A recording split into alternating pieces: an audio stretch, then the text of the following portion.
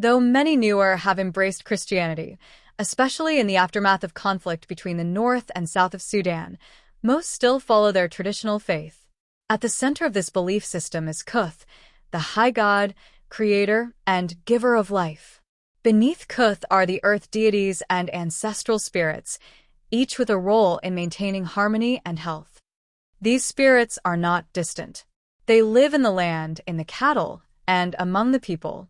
The ancestors are protectors, rewarding good behavior, punishing wrong, and ensuring prosperity through rain, harvest, and fertility. Animal sacrifice is a vital part of religious life. At the beginning of the rainy season, during harvest blessings, or at the year's end, ceremonies are held to ask for peace, health, and abundance.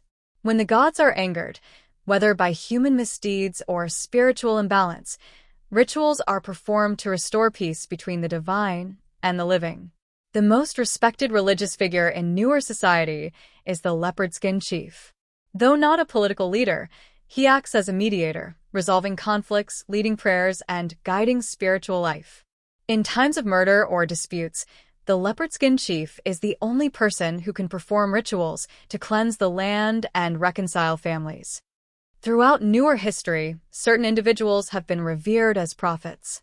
The most notable among them is Ngun Deng, who rose in Lu Nuer and whose pyramid remains the greatest religious monument in Nuerland.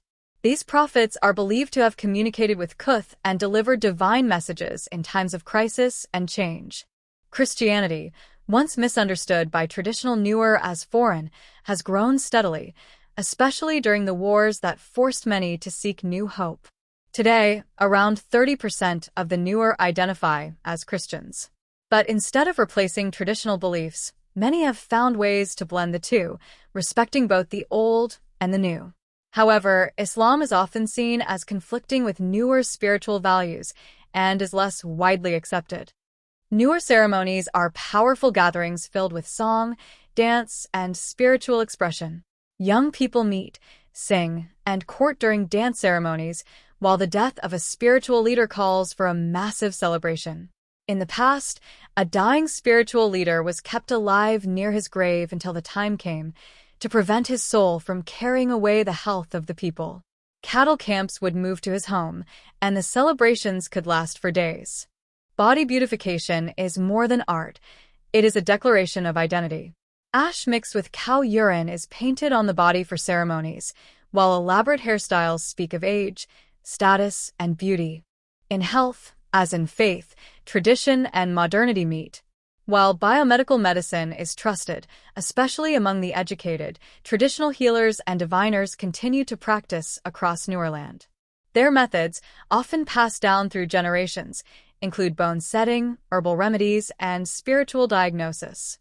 Diviners, believed to communicate with the spirits, are called upon in times of deep illness and the Nuer believe that during sleep, the soul leaves the body and explores the world.